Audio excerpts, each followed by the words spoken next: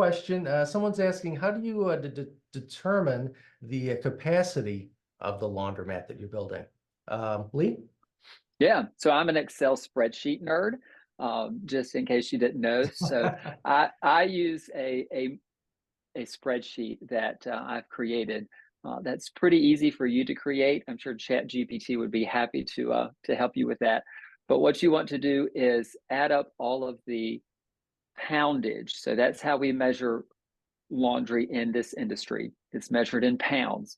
So wash is always measured in dry pounds because people are adding dry clothes typically to the washing machine. And so if you add up all of the poundage capacity for each washer that you anticipate putting in your store, then that's sum is your wash capacity. And so we try to get about 1,000, 1,200 pounds of wash capacity in our stores. And our goal is to have at least 1.25 dryer capacity to washer capacity. Dryer capacity measures wet clothes. So it's a little bit different because people are putting wet clothes in a dryer. And so you just want to make sure that your capacity in dry can handle the capacity of the wash that's coming over to it.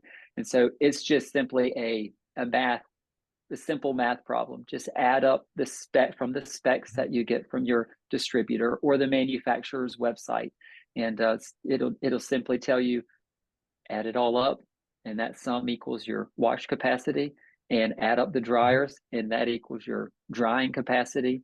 And if you divide the dry by the wash, you want that to be in about the 1.25 area.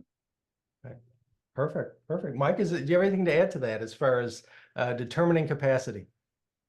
Yeah, I mean, it's a math problem, but and we use the same type of formula.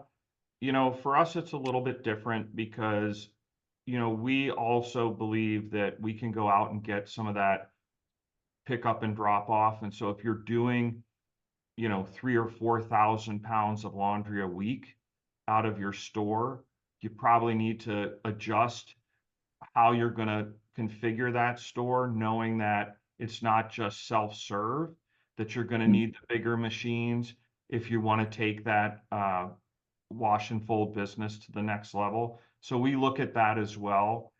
We have a store that's really almost maxed out in capacity, and we're trying to lease the space next to it to just do some of our wash and fold business out of it.